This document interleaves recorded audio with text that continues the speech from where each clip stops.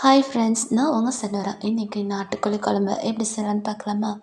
அதுக்கு முன்னாடி ஃபஸ்ட்டு நாட்டுக்கோழியை நல்லா க்ளீன் பண்ணி வச்சுக்கணும். அதுக்கப்புறம் கொஞ்சம் முத்தின தடக்கெல்லாம் குக்கரில் வச்சிடலாம். குக்கரில் வச்சதுக்கப்புறம் வெங்காயம், தக்காளி, பூண்டு, சீரகம், சோம்பு, மிளகாய்த்தூள், மிளகுத்தூள்லாம் போட்டு நல்லா வதக்கி அதை மிக்ஸியில் அரைச்சி வச்சுக்கலாம்.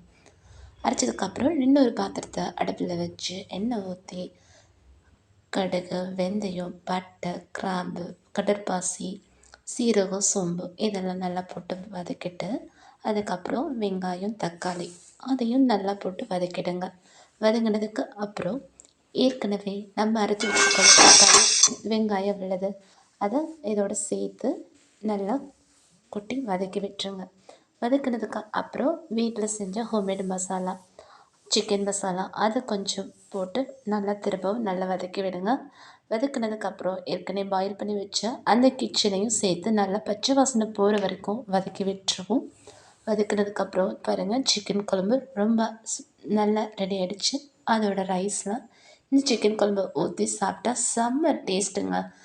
நல்லாயிருக்கும், செம்மையாக இருக்கும். நீங்களும் ட்ரை பண்ணி பாருங்கள். அது மட்டும் இல்லாமல் சாப்பிட்டதுக்கப்புறம் நம்மளுக்கு ஜீரணம் ஆகணும்னா கொஞ்சம் சோம்பு, கொஞ்சம் சர்க்கரை அதை போட்டு சாப்பிட்லாம். தேங்க்யூ.